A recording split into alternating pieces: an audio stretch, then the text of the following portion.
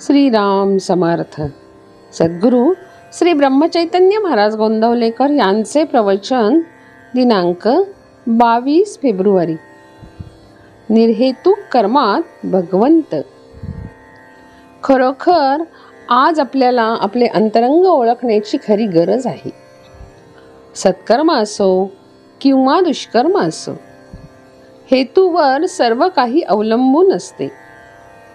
पुष्कळ पुण्यकर्मे केली आणि काहीतरी विषयाचा हेतू मनात धरला तर काय उपयोग. काबाड कष्ट खूप केले, बायको पोरे टाकून बाह्यांगाने कितीही केले तरी मन जोपर्यंत तिथे नाही तोपर्यंत राम नाही भेटणार. मनाला भगवंताची तळमळ लागली तरच त्याचा उपयोग. निर्हेतुक कर्मात भगवंत असतो म्हणून आपली कर्मे तशी करावीत. खरे पाहता प्रापंचिका एवढे काबाड कष्ट साधकाला पारमार्थिकाला नसतात. प्रपंचाच्या काबाड कष्टांपेक्षा निम्म्याने जरी भगवंताकरिता केले तरी खूप फायदा पदरात पडेल. ज्या स्थितीत भगवंताने आपल्याला ठेवले त्या परिस्थितीतून त्याला ओळखणे सहज शक्य आहे.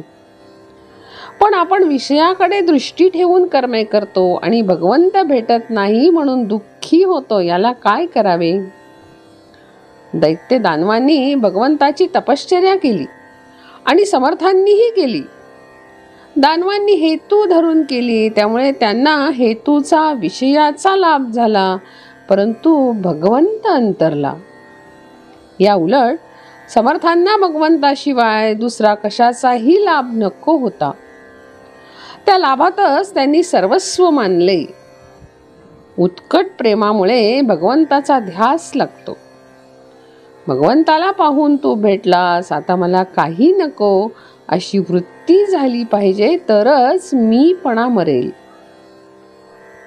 भगवंताचा हात तर पुढे आहेच, आपलाच हात त्याच्यापर्यंत पोहोचत नाही.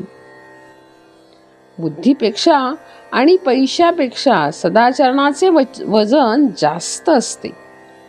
सदाचरण असून भगवंताची निष्ठा असेल आणि आहे त्या परिस्थितीत समाधान ठेवण्याची सवय असेल तर प्रापंचिक सुख लाभते. सुख हे कुठून उत्पन्न करायचे नसून ते आपल्या वृत्तीमध्येच असते. मी भगवंताचा आहे तसेच सर्वजण भगवंताकडे आहोत म्हणून भगवंतावर प्रेम केले की सर्व जगावर प्रेम बसेल. ज्याप्रमाणे भगवंताच्या प्रसादामध्ये एखादा कडू बदाम आला तरी तो आपण खातो, त्याप्रमाणे भगवंताने एखाद्या वेळी दुःख दिले तर ते आनंदाने सोसायला पाहिजे. चिकित्सा थोडी बाजूला ठेवून भगवंताचे आपण स्मरण करावे. अंतःकरणाची शुद्धी नामाशिवाय नाही होणार. नामापरते काही नाही हे एकदाच ज्याच्या मनाने घेतले त्याला दुसरे काही सांगावे नाही लागत. मीठ म्हणून जरी साखर खाल्ली तरी साखरेची गोडी आल्याशिवाय राहत नाही, त्याप्रमाणे कोणत्याही परिस्थितीत जरी नाम घेतले तरी ते आपल्याला तारकच ठरेल यात शंका नाही. ज्याच्या मागे उपासनेचा जोर आहे तोच जगात खरे काम करतो. जानकी जीवन स्मरण. जय जय राम.